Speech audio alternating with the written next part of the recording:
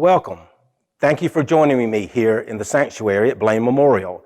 I'm Jim Sellers, Director of Traditional Worship, and I'll be with you each Friday between now and Christmas to talk with you about a series we're calling 'Tis the Season Called Advent, where we will explore the symbols and meanings of the Advent season. I hope that you'll join me, and I hope that this will be informative and make this season more meaningful for you. So, when is Advent? Advent begins 4 Sundays before Christmas and runs through Christmas Eve. We call the Sundays in Advent, from a worship standpoint, Advent 1, Advent 2, Advent 3, and Advent 4. Advent 1 is actually the beginning of the new church year. So we've just begun a church year, having just had Advent 1. We will continue through Christmas Eve. That will be the end of the Advent season. And then on Christmas morning, the Christmas season begins. And it is more than just a day, it is a season. And it runs through January the 5th.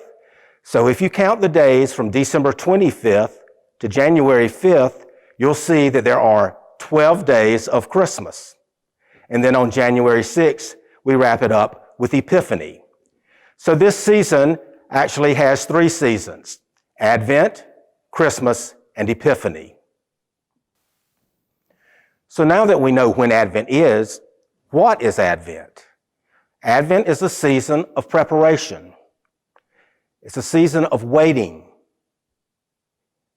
It comes from the Latin word that means to come or to arrive.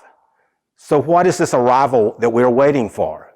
Well, of course, in one sense, it's the arrival of the baby king in Bethlehem. But for us today, it is also preparation and waiting for the second coming of Jesus. This is a season of anticipation and some excitement, and mostly a season of hope. And that is what the color blue represents for us. In many churches, the color purple is used during Advent, which is totally appropriate.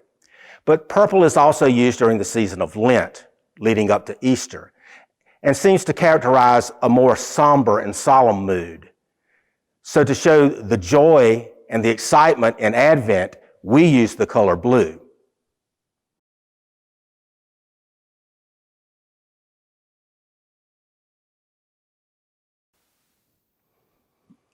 So, when you see the color blue in our worship spaces and in the decorations around our campus, know that that means the joy and excitement, the hope of Advent is here.